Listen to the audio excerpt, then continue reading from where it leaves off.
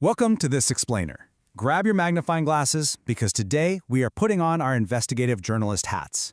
We're looking at a fascinating text called Unmasking the Media, which presents a really compelling dossier on Donald Trump's relationship with Black America. As investigators, it's our job to look right past the loud headlines and dig straight into the actual files, the data points, and the historical records presented in this source material. Let's get into it. So here's the fundamental question we're tackling today. Does the media narrative actually match the economic data? The source asks us to look at the highly charged public perception of racial politics and then compare that directly with the actual tangible outcomes for minority communities documented during that administration. Like, do those daily headlines actually align with the reality on the ground? Let's see what the documents say. To do this, our dossier follows a specific study guide. First, we'll investigate the media narrative, then follow the economic data, look into HBCU funding, check out some leader testimonials, and wrap up with shifting voter support. All right, let's jump right into Section 1, the media narrative investigated. Right off the bat, the source material sets up this incredibly stark juxtaposition. On one hand, you've got this intensely polarizing rhetoric amplified in the press, headlines filled with accusations of racism, which the text argues are strategically designed to dissuade voters. But then, on the other hand, the dossier lays out a totally contrasting reality of documented legislative wins for minority groups. We're talking historic HBCU funding, the First Step Act, and serious minority job growth. The source basically asks us, how do we weigh these two columns against each other? Well, the text argues that this kind of specific media framing acts like a massive smokescreen. It asserts that sensationalized news totally obscures the reality of bipartisan outreach and real, tangible economic gains for Black communities. Think about it. When the focus is 100% on divisive rhetoric, the actual policy outcomes, the things that literally impact daily lives, well, they just get completely lost in all that noise. Okay, moving right along to Section 2. Following the economic data. If the media narrative really is a smokescreen, as the text claims, we need to cross-reference these assertions with official employment and urban development records. When you dig into the text, a clear chain of events emerges. The source documents how the administration pushed tax cuts and deregulation. This specific environment then spurred investment, including targeted urban development funding, which essentially paved the way for African American entrepreneurs to thrive and led directly to job creation in those communities. It's a pretty straight cause and effect relationship driven by economic policy, rather than just political rhetoric. In looking at the hard numbers, the text points out that right before the pandemic, these specific economic policies actually contributed to a historic, record-low decrease in unemployment within the African American demographic. We're not just talking about a tiny bump here. According to the source, this was a measurable, historic high mark for minority employment that directly challenges the whole narrative of systemic neglect. But, it isn't all just about unemployment rates. There's a financial paper trail here that reveals serious support for African American entrepreneurs. Through direct urban development investments and cutting red tape, the administration's goal was to build an environment where minority business owners could launch and scale successful enterprises.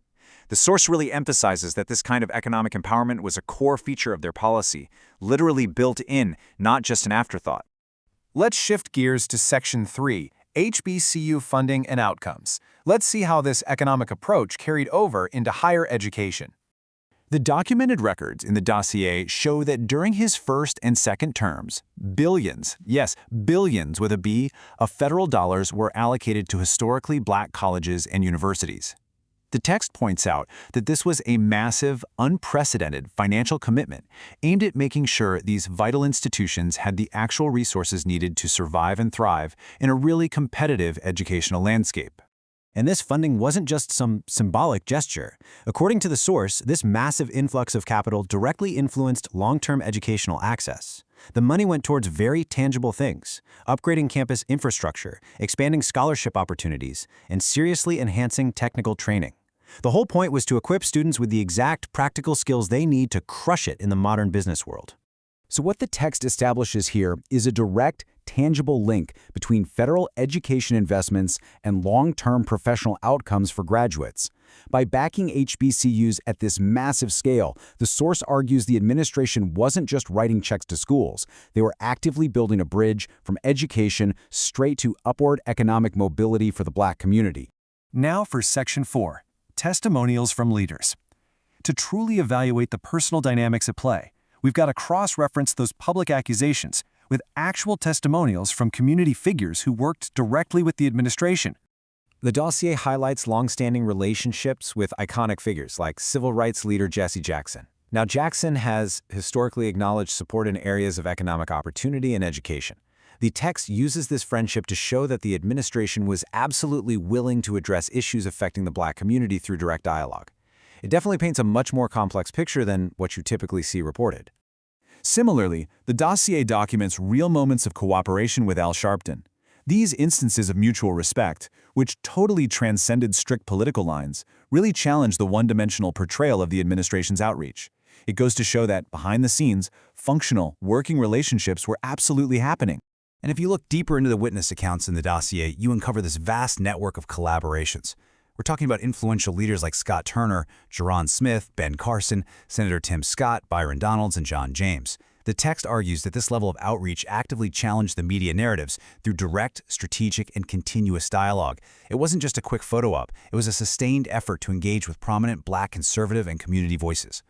So what did all this dialogue actually produce? Well, these collaborations were totally instrumental in passing major initiatives like the First Step Act. This was landmarked criminal justice reform that reduced mandatory minimums for nonviolent offenders and heavily focused on rehabilitation to lower recidivism.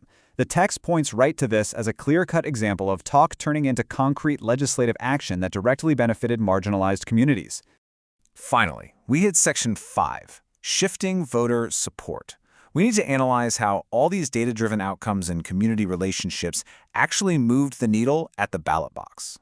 The data shows a notable percentage increase in support from Black voters during the 2020 election. According to our source material, this statistical shift highlights a real disconnect between media representation and actual grassroots sentiment. Basically, voters were looking at their own lives and paychecks rather than just the headlines. As this study guide summarizes, voters ultimately reassess their political loyalties based on the tangible benefits we've covered today. Record low unemployment, billions in HBCU funding, the First Step Act, direct community outreach. For a lot of folks, these documented economic and legislative realities simply carried a lot more weight than media accusations. The text also throws in this fascinating historical context. It argues that this willingness to bridge divides and prioritize results over rigid political ideology, it isn't actually new.